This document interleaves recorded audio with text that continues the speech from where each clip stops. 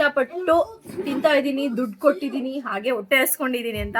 Hi ನಮಸ್ಕಾರ ಎಲ್ಲರಿಗೆ, welcome back to my YouTube channel friends.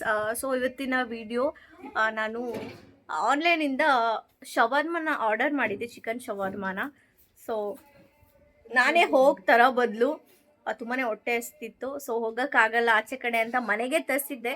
But ನಾವು ಒಂದು ನಂಬಿಕೆ ಮೇಲೆ ಚೆನ್ನಾಗಿ ಫುಡ್ ಆರ್ಡರ್ನ ಮಾಡ್ತಾರೆ, ಡೆಲಿವರ್ನ ಮಾಡ್ತಾರೆ ಅಂತ ತರಿಸ್ಕೊತೀವಿ. ಬಟ್ ನನಗೇನು ಅಷ್ಟೊಂದು ಟೇಸ್ಟ್ ಅಷ್ಟೊಂದು ಚೆನ್ನಾಗಿಲ್ಲ, ಟೇಸ್ಟೇ ಇಲ್ಲ. ಇದಕ್ಕೆ ನಾನು ಕೊಟ್ಟಿರೋ ದುಡ್ಡು ಬಂದು 130 ರುಪೀಸ್.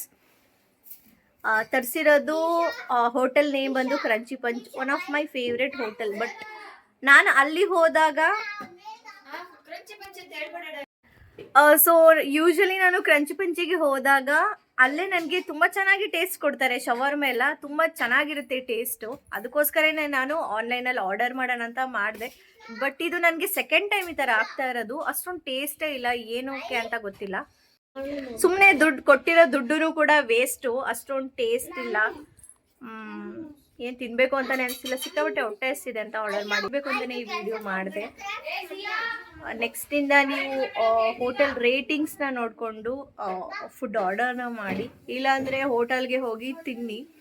ನಾವು ಆನ್ಲೈನಲ್ಲಿ ಆರ್ಡರ್ ಮಾಡ್ತೀವಿ, ನಮ್ಮನ್ನ ಯಾರು ಬಂದು ಕೇಳಲ್ಲ ಅಂತ ಈ ಥರ ಎಲ್ಲ ಮಾಡೋ ಹಾಗಿದ್ದಿದ್ರೆ ನಾವು ಆನ್ಲೈನಲ್ಲಿ ಆರ್ಡರೇ ಮಾಡಲ್ಲ ನೆಕ್ಸ್ಟಿಂದ. ಸೊ ಇಷ್ಟು ಹೇಳಬೇಕು ಅಂತ ಈ ವಿಡಿಯೋ ಮಾಡಿದೆ. ತಿಂತಾ ಇದ್ದೀನಿ.